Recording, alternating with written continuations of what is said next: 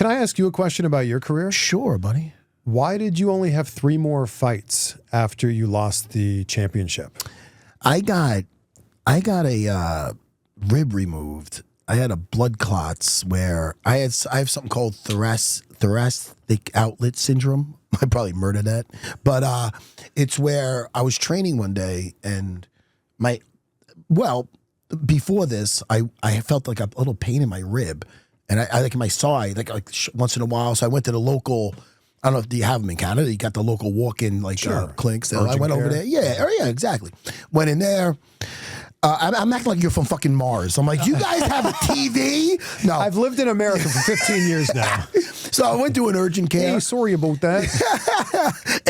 No, so they gave me the x-ray and nothing showed up. They're like, you sure you didn't get kicked there? I'm like, nah, I'd know if I got fucking kicked What do there. you do for a living, sir? Yeah, exactly.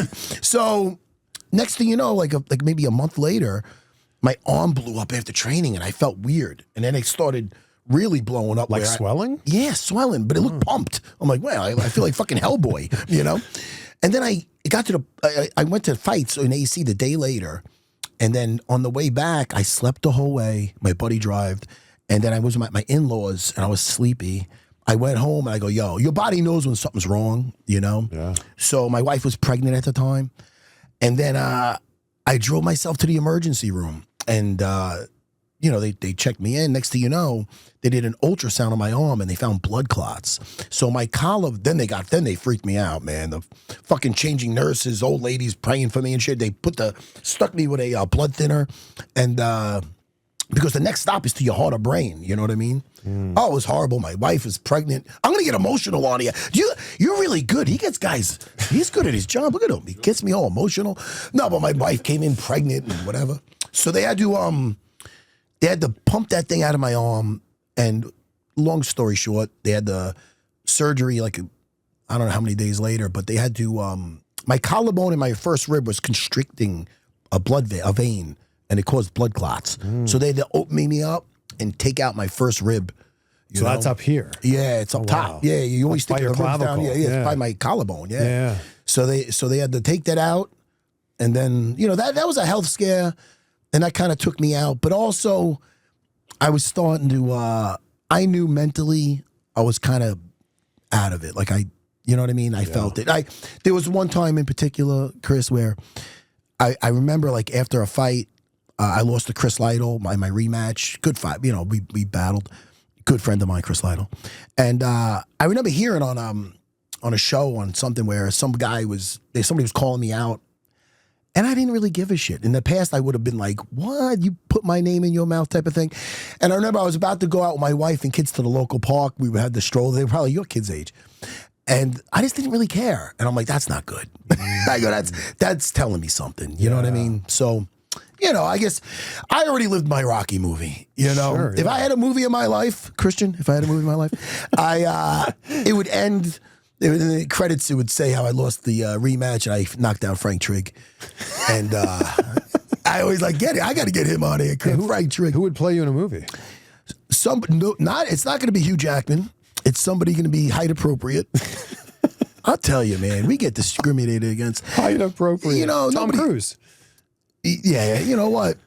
I don't know how he'd look with a bald cut or a buzz cut. I used to have hair. But man. No, I had a good time. Do you watch MMA at all? I do. There's some bangers this weekend.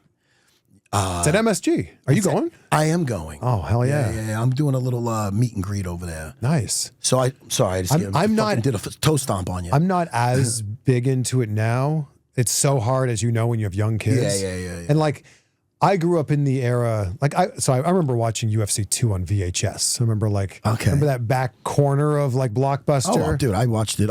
My era. Yeah, I grew up with that. Yeah. I remember watching that and it was so much easier to follow when it was one big pay-per-view a month. Right? Yeah, I got you. Especially in your era, when that's why people probably still remember. Yeah.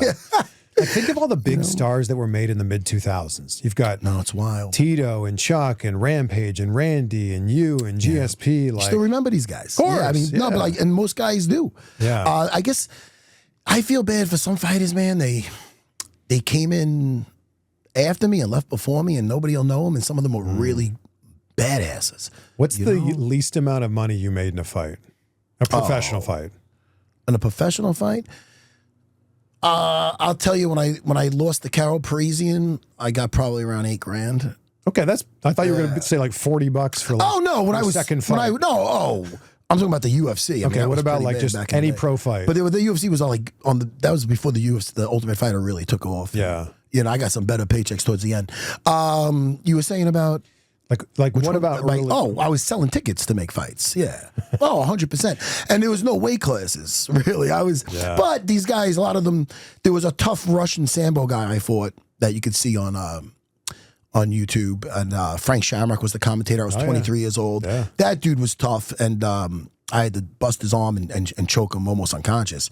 But that was a good guy. But other guys, even though they were bigger than me, a lot bigger than me, I'd get them down, and their jiu-jitsu wasn't there. You know what I mean? I didn't have my real taste of, besides a couple of tough guys, like in the UFC is the first time my fights ever went out of the first round. So I had to get my experience on the job, which was rough. Because I had to catch up with my stand-up and my wrestling, and my jiu-jitsu was off the hook, but I had to really... It was crazy back then, Chris, because I was a street fighting kid that I fought in a tough man contest when I was 18 years old. Mr. T was the referee, and I knocked out a couple of guys. That's insane. Yeah, and I was a street fighting kid, and then I had to develop the jiu-jitsu philosophy early on, where their philosophy was, don't strike, just be out of the distance, close that distance, get it to the floor, where you're at an advantage, and just dissect them down there. Yeah. But then I had to bring myself back to be like, all right, everything caught up. Now you have to go back to kind of that street fight mentality where you're going to have to be in that pocket.